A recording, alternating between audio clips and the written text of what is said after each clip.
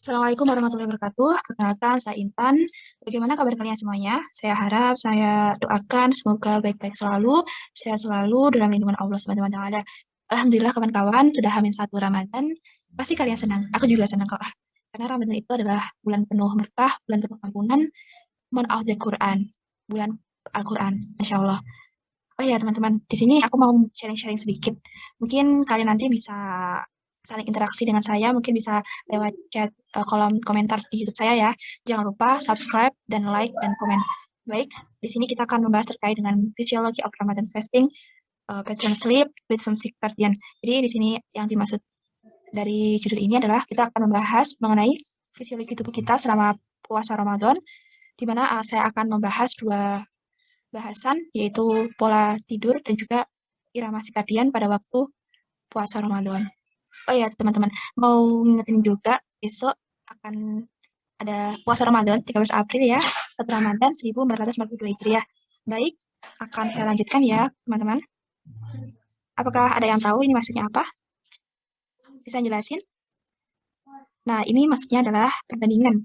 Dari judulnya itu, perbandingan tidur dan juga makan pada waktu puasa Ramadan dan non Ramadan. Jadi kita bandingin ya. Kita bandingin pada waktu Ramadan itu bagaimana, non Ramadan bagaimana. Jadi pada waktu Ramadan kita makan hanya 2 kali, yaitu sahur dan iftar atau berbuka. Kalau Ramadan kita 3 kali ya, rata-rata pagi, siang, dan malam gitu. Dan juga pada waktu tidur itu juga saling berkaitan karena pada waktu Ramadan itu tidur yang paling sering pada seseorang ya sebelum sahur, setelah sahur, dan pada waktu siang hari itu paling sering dilakukan pada orang-orang. Rasa nggak kalian? Pasti ngerasa, aku juga ngerasa kok. Kemudian non Ramadan itu kita tidur ya, tidur pada waktu malam hari terus sampai pagi. Dan ada juga yang biasanya dia emang kebiasaan sholat seperti malam, sholat tahajud dan lain-lainnya gitu. Kemudian untuk itu kita harus tahu ya perbedaannya. Pasti semua sudah tahu sebelumnya, sebelum melihat ini ya, kita menyimpulkan sendiri karena teman kita juga merasakan begitu. Kemudian ini sama dengan yang tadi, tapi ini versi yang terbaru ya. Tadi versi 2016, ini versi 2021, teman-teman. Jadi tidur itu pada waktu bulan Ramadan sangat-sangat berbeda dengan tidur kita pada waktu hari-hari biasa. Makan kita di bulan Ramadan sangat berbeda makan kita di hari-hari biasa. Iya enggak? Pasti iya. Makan kita waktu Ramadan ada juga banyak banget beberapa jam kan. Nah, sekitar 8 sampai 11 jam kita berpuasa ya. Jadi kita harus tahu. Makanya eh mohon maaf tadi sekitar 11 sampai 18 jam ya kita berpuasa. Kemudian ini adalah fase-fase di mana tidur itu sangat penting bagi kita ya. Sebelumnya kita harus tahu tentang tidur. Tidur itu apa sih? Tidur itu merupakan sesuatu kegiatan di mana kita itu tidak sadar ya. Mungkin karena kan memang ada proses-prosesnya di otak kita ya. Jadi tidur itu ada dua macam, yaitu fase non-REM dan juga fase REM, teman-teman. Kita itu tidur sebenarnya itu banyak manfaatnya, tapi pada buku tertentu juga ada yang mengatakan bahwa apa sih manfaat tidur? Manfaat tidur itu masih belum jelas kepastiannya begitu.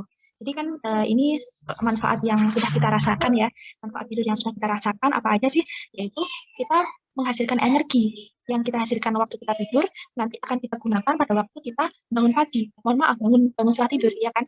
Nah, itu tubuh kita itu merasa lebih segar ketika kita itu tidur yang cukup.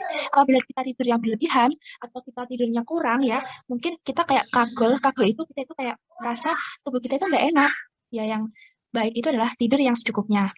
Kemudian tidur tadi ada dua macam, yaitu tidur non-REM dan REM. Di sini saya akan menjelaskan kalau tidur non-REM itu dibagi menjadi 4, yaitu non-REM 1, 2, kemudian 3 dan 4 itu gabung, teman-teman. Dan juga tidur REM yang terakhir. Yang pertama adalah tidur non-REM 1, di mana tidur ini merupakan perbatasan terjaga sampai tidur. Maksudnya terjaga itu apa? Terjaga itu merupakan di mana kita itu masih belum tidur sampai dia itu mau tidur. Jadi masih tetap kita itu masih sadar akan keadaan apa yang di sekitar. Mungkin kalau ada motor lewat waktu kita mau tidur itu pasti kedengaran. Nah, itu adalah non REM 1 gitu. Kemudian eh, tidur non REM 1 ini merupakan tidur di mana gelombang otak kita yang direkam itu sama dengan orang yang tidak tidur. Nah, ini adalah gelombang alfa. Jadi hanya agak lambat, teman-teman. Kita harus tahu. Baik, teman-teman, akan saya lanjutkan. Jadi, untuk tidur non REM 1 itu, semua otot kita itu bergerak sendiri. Jadi, kalian pasti pernah merasakan waktu kita tidur itu kayak terpeleset, mimpi jatuh, maka kita itu seakan-akan terjatuh dengan diri kita sendiri. Pasti kalian pernah antara sadar dan tidak sadar kan? Nah, itu non-REM 1. Kemudian non-REM 2 itu fase tidur di mana gerakan tubuh itu sudah berkurang, tidak seperti yang non-REM 1 ya. Dan gelombang otak itu yaitu gelombang otak theta yang muncul atau kadang itu ada sleep spindle dan lupa kompleks di mana dia itu merupakan pas pada waktu orang tidur. Kemudian metabolisme tubuh itu seakan-akan menurun, memang menurun pada waktu non-REM 2. Kemudian tubuh itu akan mengalami yang namanya anabolisme. Hal ini untuk menata sel tubuh yang terpakai untuk aktivitas selanjutnya ya setelah kita itu bangun tidur. Kemudian non-REM 3 dan 4 itu terjadi kolaborasi atau gabungan bahwa fase ini merupakan fase gelombang tidur yang lambat. Di sini muncul gelombang delta, memasuki tidur yang nyenyak. Jadi di sini kalian yang tidur-tidur yang susah dibangunin, berarti kalian sudah masuk di fase non-REM 3 dan 4. Kemudian ini bisa disebut dengan namanya tidur berkualitas, tidur yang baik. Nah, di sini untuk mimpi-mimpi, kalian pasti bermimpikan mimpi adalah bunga tidur. Nah, mimpi yang terjadi ketika kamu bangun tidur, kemudian kamu merasa kayak nggak ingat aku tadi mimpi atau tidak ya. Nah, itu merupakan fase-fase di non-REM 3 dan 4, karena di sini mimpi itu tidak bisa diingat, teman-teman. Di sini, untuk itu ada aliran darah otak yang menurun, kemudian metabolisme otak turun, kebutuhan oksigen di otak dan di otot itu juga turun. Ini adalah fase-fase di non-REM 3 dan 4. Terjadinya seperti ini. Kemudian yang terakhir itu adalah REM. Jadi, di REM itu saat kita tidur, maka bola mata itu seakan-akan bergerak, tetapi kita itu tidak sadar, teman-teman. Gambaran otak ini mirip dengan saat kita itu bangun tidur. Di sini, mimpi itu mudah diingat. Jadi kalian misal mimpi, oh tadi aku mimpi main sama temanku. Nah itu berarti di fase REM. Ya. Kemudian keadaan ini sering muncul, yaitu mimpi, tetapi badan itu tidak bisa digerakkan. Kalian pernah nggak mimpi seakan-akan badan kalian pun nggak bisa digerakkan, kayak diem tapi kita itu mau gerak tapi nggak bisa gitu kan. Itu bisa disebut dengan Indian kalau orang Jawa bilang, karena otak kita itu aktif. Jadi seperti kita tuh hampir bangun teman-teman, tetapi mungkin ya kayak otot kita itu masih belum bisa move on gitu, masih dalam keadaan paralisis atau lumpuh. Makanya kita tidak bisa bergerak, tapi otot kita itu memaksa untuk kita tuh bergerak. Nah, itu bisa disebut dengan tindian. Kemudian, pada waktu Ramadan ya teman-teman, sebelum sahur dan setelah sahur, serta siang hari itu adalah fase-fase di mana orang itu sering tertidur. Kenapa? Bisa kita ketahui, untuk proses hormonal ya, hormonal di dalam tubuh kita, itu namanya hormon kortisol, teman-teman. Itu adalah hormon stres, di mana yang normalnya waktu non-Ramadan ya, hormon kortisol itu seharusnya pada waktu pagi hari yaitu naik, pada malam hari turun.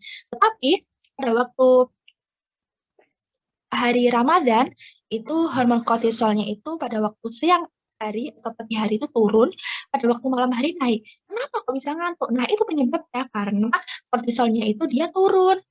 Karena kortisol itu juga berpengaruh pada penjagaan. Di mana penjagaan tadi sudah saya jelaskan, yaitu di mana orang itu tidak tidur tidak dalam kondisi tidur begitu.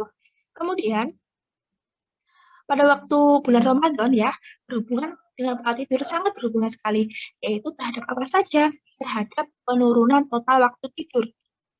Menjadi lebih sedikit kan, keterlambatan tidur, penurunan periode tidur, penurunan durasi tidur, dan proporsi seperti yang telah saya jelaskan tadi, fase REM atau rapid eye movement itu terjadi penurunan, dan peningkatan proporsi tidur non-REM dan peningkatan latensi tidur.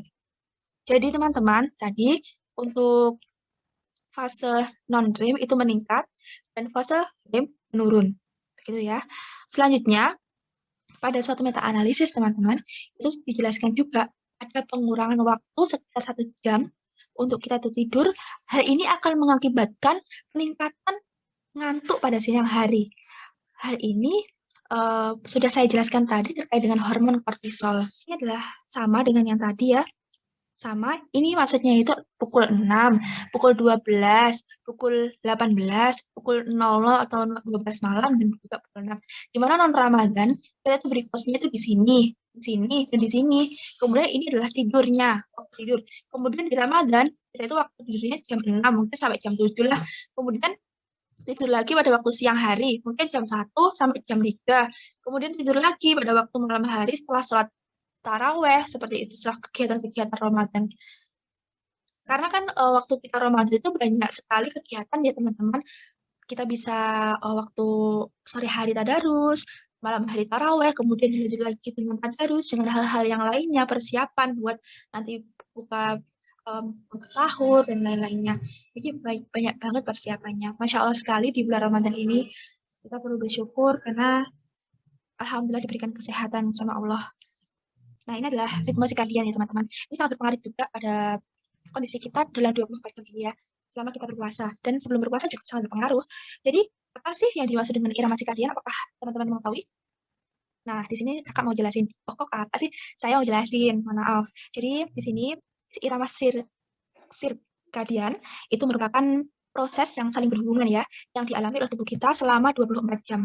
Sehingga seseorang yang terganggu irama sirkadiannya, itu nanti ia juga akan, apa ya, dia itu susah, kalau misalnya tidak terbiasa akan susah beradaptasi. Contohnya ya, ini kan kita termasuk ada aktivitas dari irama sirkadian ya waktu puasa ini. Karena kan polanya itu sangat berubah kan dalam waktu 24 jam dibanding dengan non Ramadan, ya kan?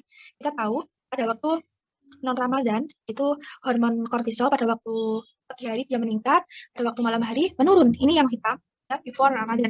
Kemudian pada grafik yang pada waktu hari ke-7 Ramadan atau bisa juga pada hari yang pertama Ramadan ya, tidak harus hari ke-7 mungkin. Nah, ini untuk irama sirkadian yang dipengaruhi oleh hormon kortisol tadi, dia itu waktu pagi hari dia akan menurun dibandingkan dengan non Ramadan, dan pada malam hari akan meningkat. Maka dari itu pada waktu siang hari orang itu sering ngantuk karena pengaruh hormon ini, gitu teman-teman. Bisa kita lanjut terkait dengan waktu makan ya. Waktu makan itu juga berubah teman-teman. Kalian tadi kan sudah saya jelasin ya, makan pada waktu puasa itu dua, yaitu pada waktu berbuka dan juga sahur. Nah, ini sangat mempengaruhi, mungkin mempengaruhi irama sirkadian tubuh dengan perubahan kardiometabolik konsekuensial. Kemudian ritme hormon itu juga berubah teman-teman. Yaitu hormon apa saja? Berarti kadar leptin itu juga berubah. Serum grelin ya, kortisol, melatonin. Jadi sudah saya jelaskan ya tadi teman-teman, kortisol itu merupakan hormon glukokortikoid yang utama, yaitu akan dikendalikan di bawah kendali oleh hipotalamus yang ada di kepala kita di otak ya. Nah, dan hipofisis, dan nanti akan disekresikan oleh korteks adrenal. Jadi sekresi kortisol ini biasanya akan mengikuti ritme sirkadian dengan puncaknya di pagi hari dan menurun pada malam hari. Nah, ini kan normalnya ya, teman-teman. Kemudian, ini juga merupakan hormon stres. Dengan adanya kadar meningkat sebagai respon terhadap stres fisik dan psikologis. Ya, tadi sudah saya jelaskan ya teman-teman untuk seluruhnya. Jadi, tips-tips dari buku yang telah saya kutip dari bukunya Dr. Badrul Munir terkait dengan menguak kebenaran Islam, puasa dan manusia.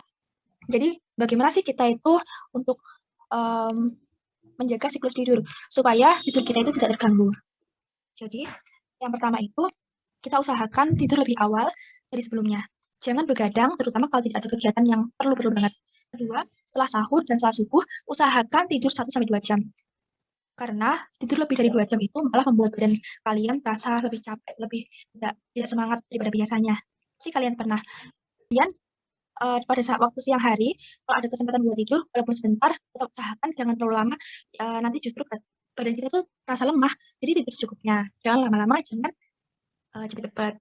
Kemudian jangan terlalu lama tidur dengan alasan puasa, karena tidur terlalu lama justru membuat badan semakin terasa lemah dan tidak produktif. Nah, itu tadi sudah saya jelaskan sih sebenarnya, tapi nggak apa-apa. Baik teman-teman, sekian sharing-sharing ilmu, semoga bermanfaat. Mohon maaf ya apabila ada salah. Mohon maaf banget, karena di sini saya juga masih belajar. Mungkin kalau misal ada hal yang perlu ditanyakan, bisa komen di YouTube saya. Selamat menjalankan ibadah puasa. Di sini ada sebuah kata bahwa Rasulullah SAW bersabda, berpuasalah, kalian niscaya akan sehat. Dikutip dari Al-Hadis. Amin Allahumma amin. Doanya, terima kasih banyak teman-teman. Sehat selalu. Wassalamualaikum warahmatullahi wabarakatuh.